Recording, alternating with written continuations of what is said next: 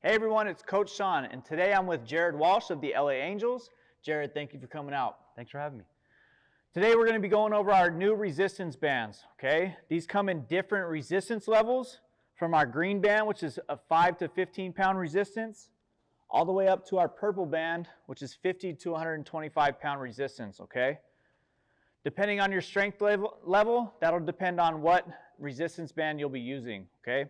Jared, how would you go about using these resistance bands on any given day? Yeah, a lot of different things that you can do. I would say for all pitchers or position players, getting the shoulders warmed up. You can do pull aparts this way, pull aparts this way, pull aparts this way. A lot of different things with the upper half, and then with the lower half, we have bird dogs, which are one of my favorite exercises. So you'll put the band on one hand, on the foot of the other, and then you're going to get on the ground, extend, hold, try to stabilize that core.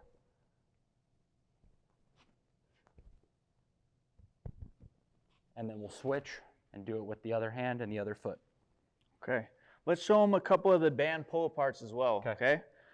So what we'll do, if you have a small resistance band, you can kind of curl it around your hands if you need to add a little bit more resistance.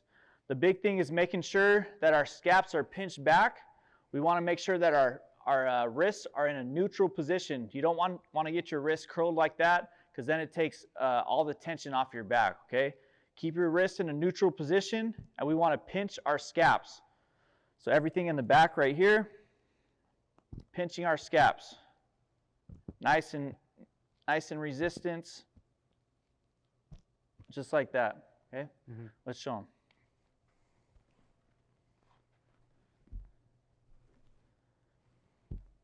Main thing is keeping our scaps pinched back here. I want to think about if I was to drop a pencil right there, that I can pinch it and that pencil will stay the whole time. These are going to be our diagonal band pull aparts. So hitting a different part of the shoulder and the back. Notice how controlled he is. He's not just going through the motions just like this, okay? He's nice and controlled, making sure that he's feeling everything going throughout all the muscles in his back.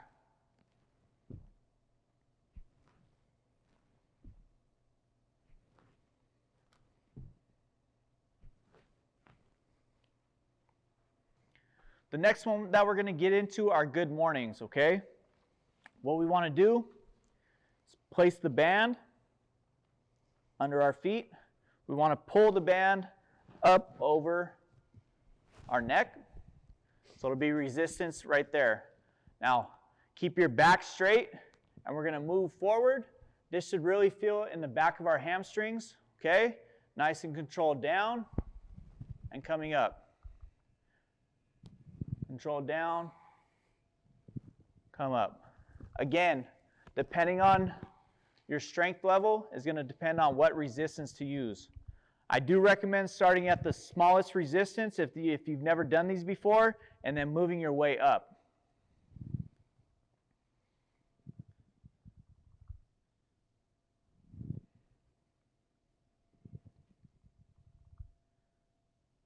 Good, okay?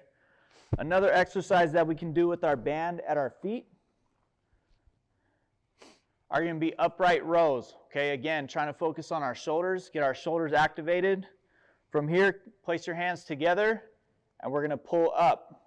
Okay? Have a big chest. Get to the top, hold for about a second, and then drop down slowly. Nice and controlled the whole way.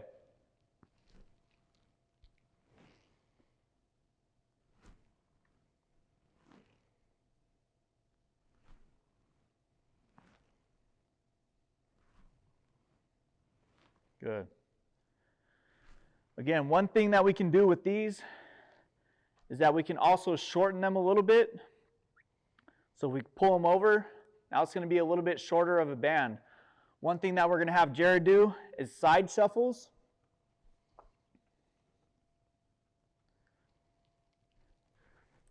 He's going to place it just above the knee. From here, we want to feel tension the whole time, so it should feel right on the outside of our hips.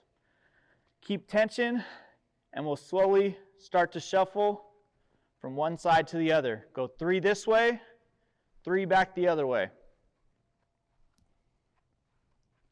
Again, we want to keep tension on the band the whole time, okay? Once you feel slack on the band and it starts to move down, you really have to focus on taking your knees out and keeping them out the whole time so you're feeling nice resistance right on the outside of your hips, okay? Let's go one more. 3 this way and 3 the other way. Good. So if you had these resistance bands, what would you use these for? Something that I really like to do is kind of get some internal rotation, get the entire leg warmed up. So I'll just kind of tilt that knee in, control it, bring it back out. Right there. Face straight on so you can see it better. And then I'll switch legs after about 8 to 10. Do the same thing on the other side.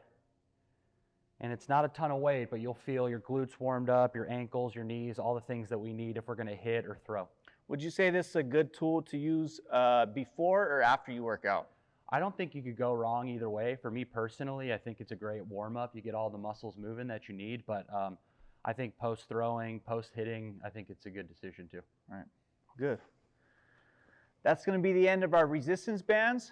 Thank you for tuning in. Make sure you tune in for our next video.